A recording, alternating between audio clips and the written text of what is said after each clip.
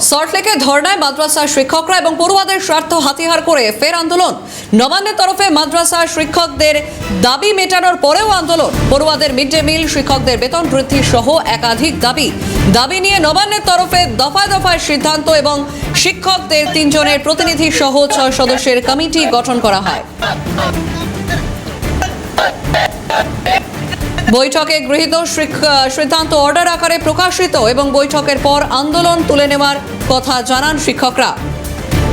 বৈঠকের 24 ঘন্টা পর ফের আন্দোলন। সল্টলেকে ধর্নায় মাদ্রাসার শিক্ষকরা, পড়ুয়াদের স্বার্থ হাতিয়ার করে ফের আন্দোলন। নবান্নের তরফে মাদ্রাসার শিক্ষকদের দাবি মেটানোর পরেও আন্দোলন এবং পড়ুয়াদের মিড ডে মিল, শিক্ষকদের বেতন বৃদ্ধি সহ একাধিক দাবি নিয়ে দফায় দফায় সিদ্ধান্ত নবান্নের তরফে এবং শিক্ষকদের 3 জনের প্রতিনিধি সহ 6 সদস্যের একটি কমিটি গঠন করা হয় এবং বৈঠকে গৃহীত সিদ্ধান্ত অর্ডার আকারেও প্রকাশিত। টেলিফোন লাইনে রয়েছেন প্রতিনিধি মফিজুল ইসলাম। মফিজুল, সল্টলেকে আবারও ধর্নায় মাদ্রাসার শিক্ষকরা, কি দাবি এবার তাদের?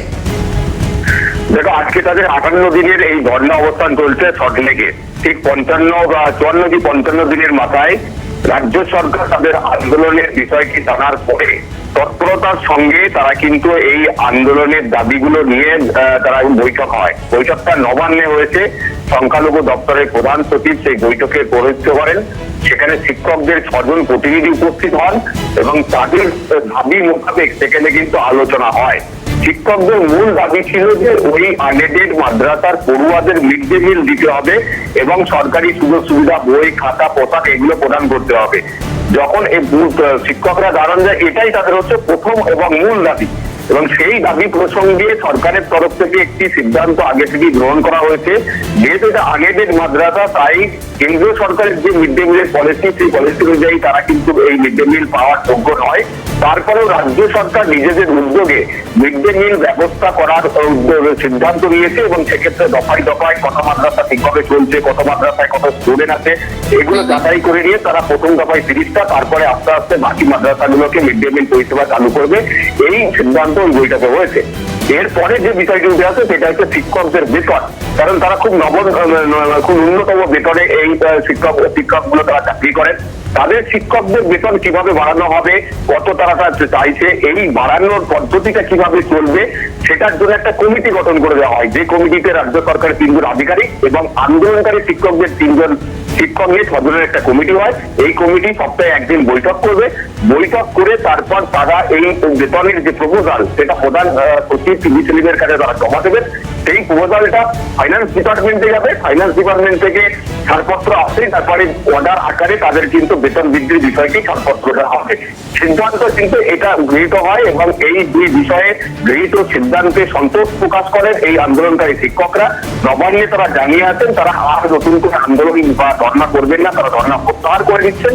কিন্তু তারপর কোনো এক অজানা কারণে বৈঠকের 24 ঘন্টা পর আবার কিন্তু তারা সল্টলেকের ওই নির্দিষ্ট জায়গায় তারা ধর্ণা শুরু করে দেন এবং সেক্ষেত্রে ওই ধর্ণা মঞ্চ থেকে ফেসবুক লাইভ করে অন্যান্য মাদ্রাসা শিক্ষকদের হুঁশিয়ারি দিয়ে সেই আন্দোলনের যোগ দেওয়ার জন্য প্রেসার ক্রিয়েট করা হয় এবং তার পাশাপাশি তারা বলেন যে এই বৈঠকে একদম মফিজুল, আপাতত ধন্যবাদ তোমাকে। ফোন লাইনে ছিলেন প্রতিনিধি মফিজুল ইসলাম। বৈঠকের 24 ঘন্টা পরেও ফের আবারও আন্দোলনে মাদ্রাসার শিক্ষকরা, কি বলছেন আন্দোলনকারীরা, শুনুন। গভর্নমেন্টের সঙ্গে আমাদের দুতরফা আলোচনা হয়েছে। প্রথম হচ্ছে গত 2 তারিখে 2রা ফেব্রুয়ারি আমাদের ডিএমই স্যারের সঙ্গে আলোচনা হয়েছিল। সেখানে ডিএমই স্যারের যে প্রস্তাবগুলো ছিল আমাদের এমএসকে প্যাটার্নে করে দেওয়া হবে। আমাদের নিয়ে ওনার টাইম নাই। সব থেকে দুঃখের বিষয়, আমরা 58 দিন বসে আছি, ডিএমই স্যারের কোনো টাইম নাই। বলছে আমরা 366 নিয়ে ব্যস্ত, আমাদের সেই ঝামেলা মিটে যাক, তারপরে আপনাদের নিয়ে ভাববো। এখানে আমরা কুকুরের সঙ্গে শুয়ে আছি, রাস্তায় শুয়ে আছি, ওনার টাইম নাই।